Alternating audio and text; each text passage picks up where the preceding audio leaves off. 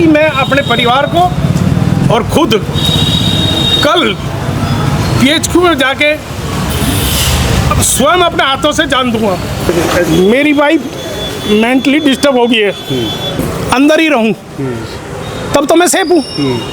अब मैं अपने केस की पैरवी कैसे करूं? मेरी बच्ची उस दिन से आज तक टेस्ट चल रहे हैं, पढ़ाई स्कूल नहीं जा पा रही हैं, तो ऐसा जीवन में किस लिए जीऊं? मेरे परिवार रोज घुट घुट के मरे। मेरी इच्छा मृत्यु का परमिशन दी जाए।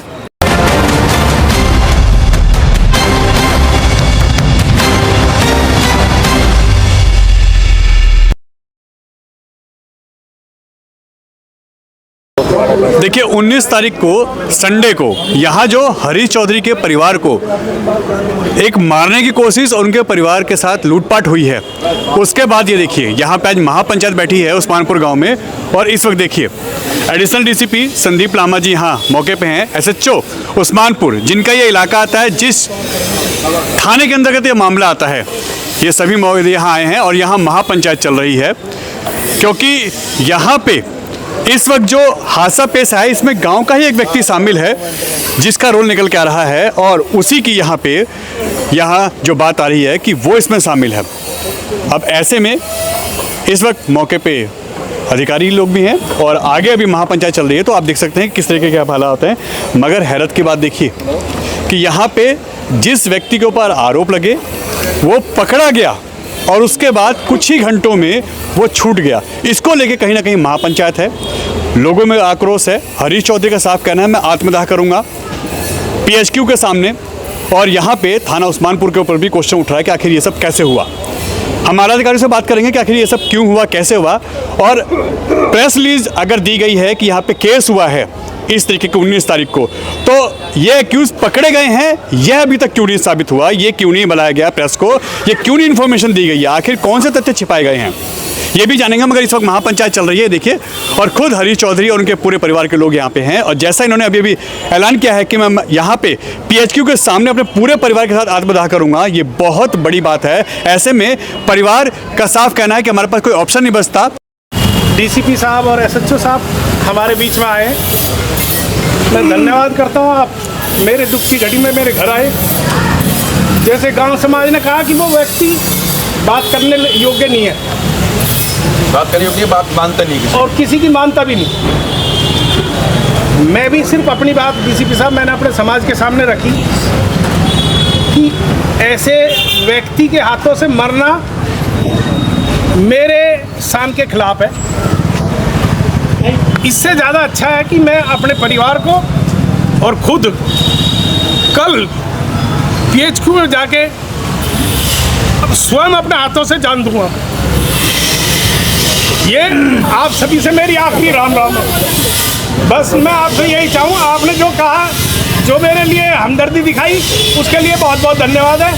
अब इसके बाद कोई मेरी गलती ना निकाले कि ऐसे व्यक्ति के हाथों से मरना ठीक है, ये मैं अपने हाथ से खुद मौत के छू लूँ। इसलिए सम्मान के साथ मैं अपनी तीनों बेटी और अपनी वाइफ और खुद कल आत्मदाह करेंगे। और आप लोगों से निवेदन है कि भाई मुझे इस बारे में दोबारा कोई बात ना करें। भाई इतने कमज़ोर ना हो आप।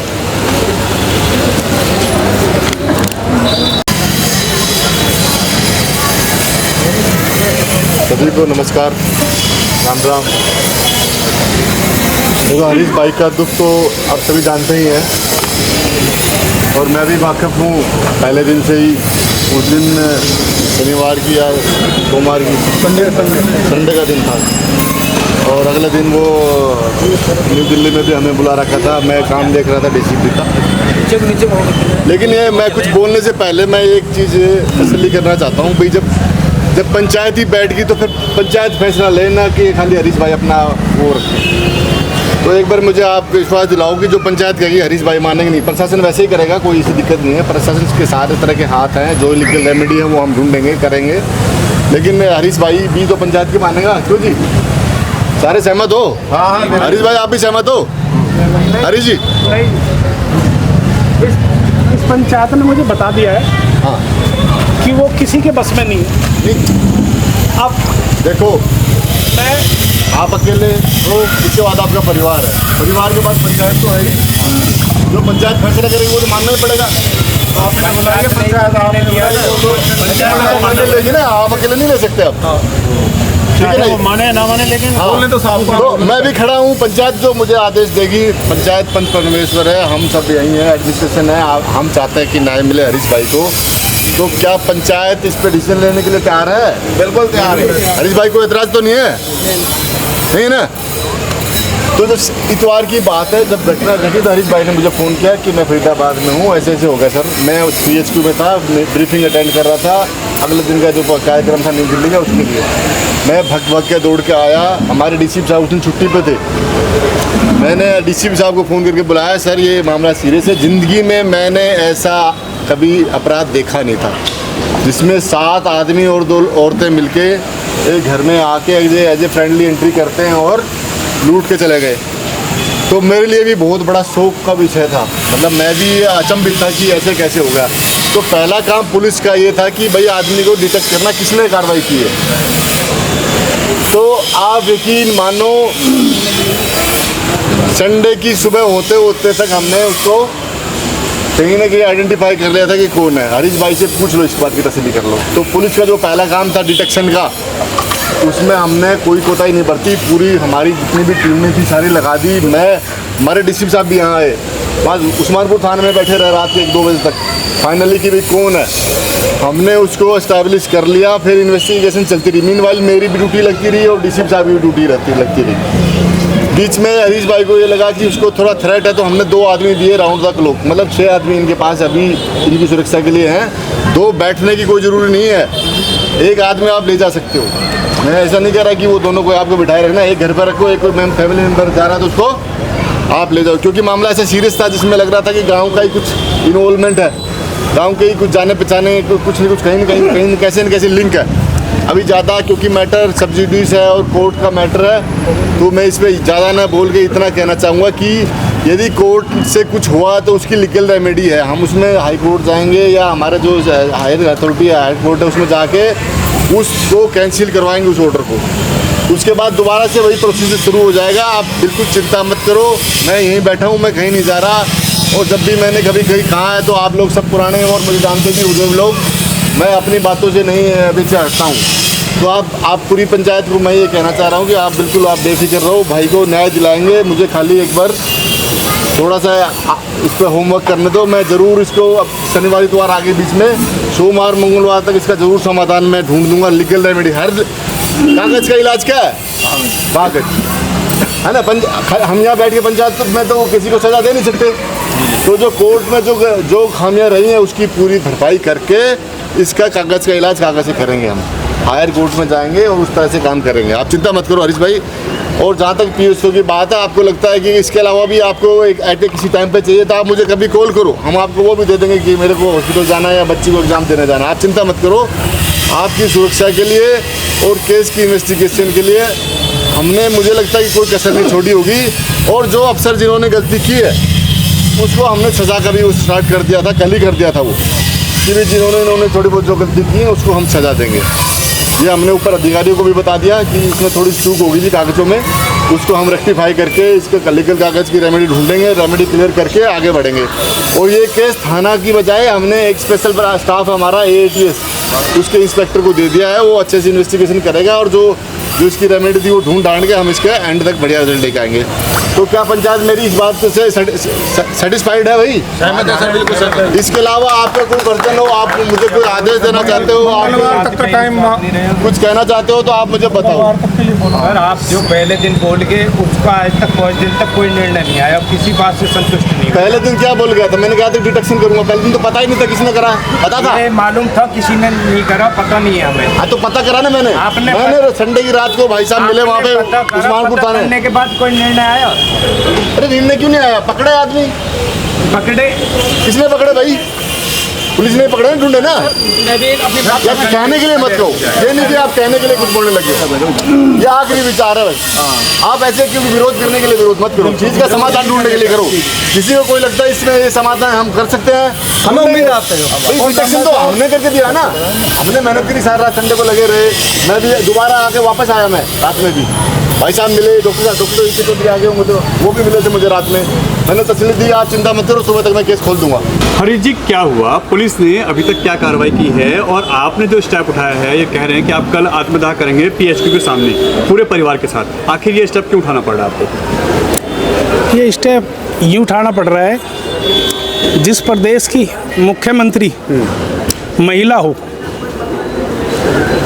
जिस प्रदेश के राज्यपाल इतने होनहार हो और जिस दिल्ली प्रदेश के सीपी अपने आप में जाते हों, और इस नॉर्थ ईस्ट के सबके चहेते ऐसे हमारे मनोज तिवारी जी, ऐसे 4-4 स्तंभ हमारी दिल्ली में हों और उनके सामने ऐसी घटना घट जाए और चारों व्यक्तियों में से कोई मेरे घर की सुध ना ले।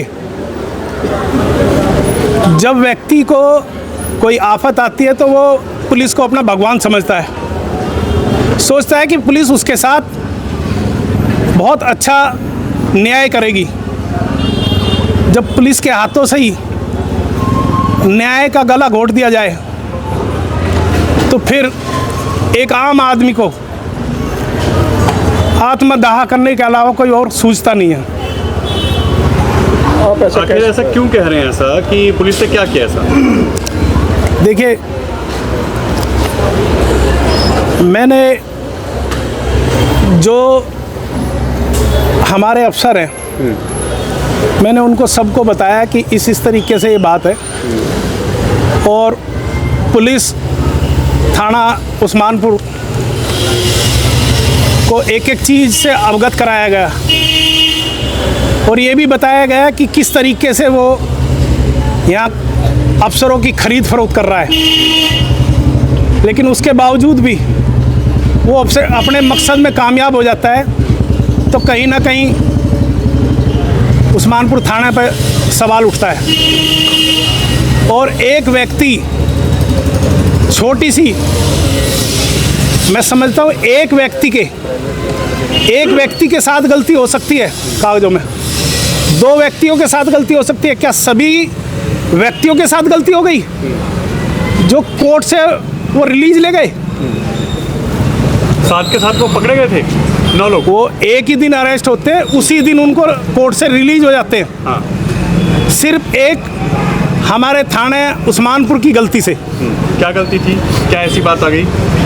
वो टेक्निकल कोई गलती थी जो पुलिस प्रशासन की तरफ से हुई, उस गलती का उसने भरपूर फ़ायदा उठाया और फ़ायदा उठा के आज वो व्यक्ति बाहर है। क्योंकि जब वो अंदर था तब भी मुझे अपने परिवार को खतरा था कि क्योंकि उस व्यक्ति की धारणा ऐसी हो गई कि वो किराए के टट्टुओं से काम करा रहा है, पैसों से खरीद फरोख्त के काम करा रहा है। अब जबकि वो बाहर है, अब तो और आज़ाद है, तो ऐसे व्यक्ति के हाथों से मरना ठीक नहीं होगा, मेरे शान के खिलाफ है। इसलिए मैं बच्चों को पूरी रात समझा रहा हूँ, लेकिन मेरे बच्चे समझ नहीं पा रहे हैं और पूरी रात उनका रो रो के बुरा हाल है। मैंने उनको बहुत समझाने की कोशिश की, लेकिन वो मेरे से भी ऊपर होकर उन्होंने ये कहा है कि अगर पीएचक्यू में नहीं तुमने जान नहीं दी तो हम अपने घर में फांसी लगा के मर जाएंगे। यानी यहाँ पे आप जो कह रहे हैं, क्या पुलिस ने कोई लूट पॉल इसमें छोड़ा है जिसकी वजह से उनको फायदा हुआ है, या पुलिस इसमें शामिल है? कौन, क्या इस तरह के आरोप है आपके? मैं ये नहीं कहता, क्योंकि हमारे अफसर डीसीपी साहब बहुत, उन्होंने अच्छे से मुझे सुना और उन्होंने समझा, लेकिन कहीं ना कहीं नीचे उस्मानपुर थाने के लेवल में इतनी बड़ी गड़बड़ हुई है जिसका आज वो फायदा लेके और फरार है। उस व्यक्ति का जो सोच है वो आज पूरे गांव ने बता दी है।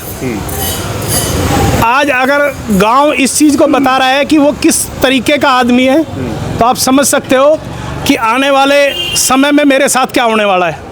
आपके परिवार को बंधक बनाया गया था, यहाँ पे गन भी मिली है, बच्चों को हाथ पर बांधे गए थे, उसके सबूत भी मिले हैं, उसके बाद भी पुलिस से वो छूट जाता है, तो क्या फेलियर नहीं है पुलिस का? देखिए, जब मैं डीसीपी साहब से मिला, कौन से डीसीपी साहब से? डीसीपी फर्स्ट राहुल जी से, राहुल जी से, ठीक है। तुरंत उन्होंने सेकंड को बुलाया और मेरे दिल में इतनी विश्वास पैदा हो गया कि आज मुझे न्याय मिलेगा। और उन्होंने 2 घंटे के अंदर अंदर उन मुजरिमों को पकड़ लिया।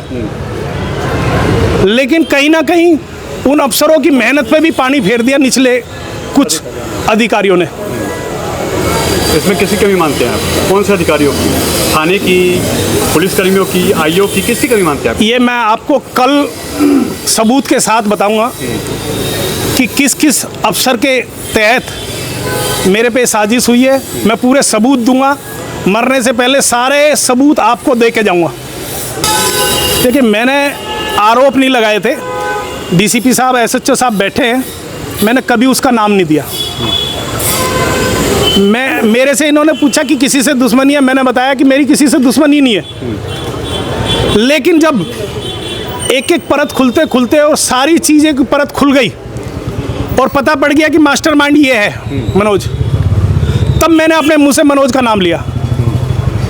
जनाब बैठे, कभी मैं कसम खा के कह रहा हूँ, मैंने कभी उसका नाम नहीं लिया।